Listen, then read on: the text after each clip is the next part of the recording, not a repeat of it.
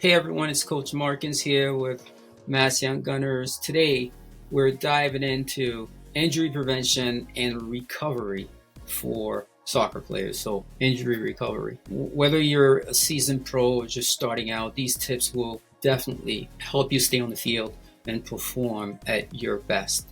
I think a lot of times it's overlooked, the little things that we can do to prevent injuries, especially muscle injuries. So we'll dig into that a little bit and make sure that we're pointing out the things that encourage you to continue to do all the right things to prevent the injury, because obviously one of your best abilities is to have the availability to actually play. All right, so let's start with the obvious warm-ups. Okay, so we always want to do light cardio and dynamic stretching. A lot of times I have to encourage my players to please don't go through the motions. Make sure that you're feeling that whatever you're stretching, whatever muscle you're stretching, you're fully getting the most out of it in a dynamic. Dynamic just means that you're going to be doing it in motion. So you want to be in motion while you're doing that.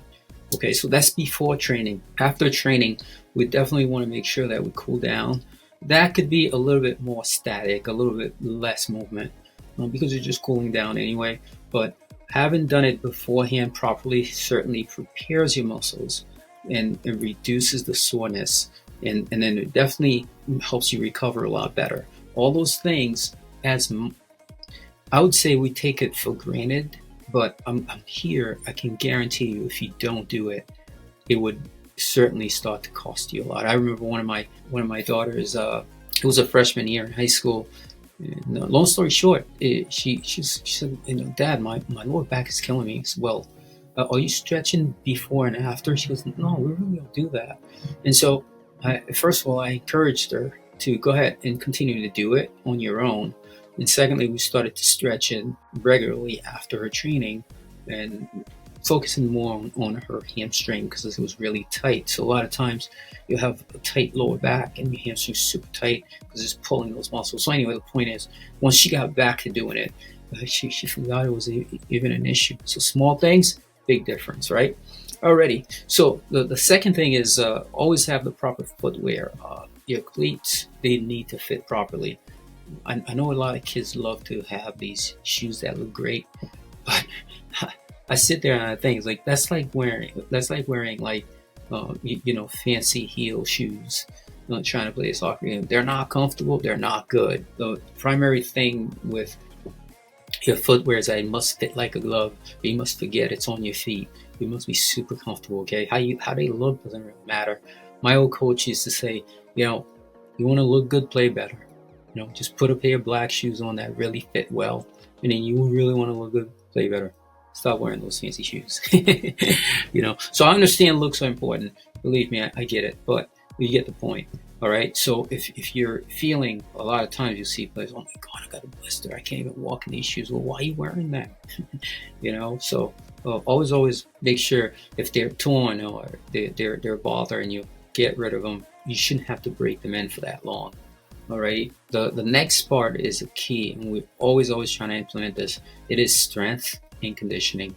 Now, this is a key component of training and staying on the field. A lot of our players usually do a great job remaining healthy throughout their season because we're targeting core, we're doing lower upper body, we're doing strengthening and conditioning, we're doing functional movement, which is soccer specific, and really hitting those major muscle groups all the time throughout the entire season. Even if we're only doing it for 15 minutes, we're hitting these areas just to avoid, the weakness in certain muscle areas that may cause knee injuries or muscle injuries. So strengthening and conditioning is a key part of it, just making sure that it is being done consistently throughout the entire year. And then the next part would be really hydration and nutrition. If you are not properly hydrated, your muscles are going to suffer. Our bodies are mostly water. You must keep that balance. If it's off, and if it's off significantly, the muscles are going to start to suffer because you're now asking them to do things they can't do. It's as if you would say you don't have enough gas in the car and you want to drive, and it runs out of gas. It's not going to go anywhere. Okay.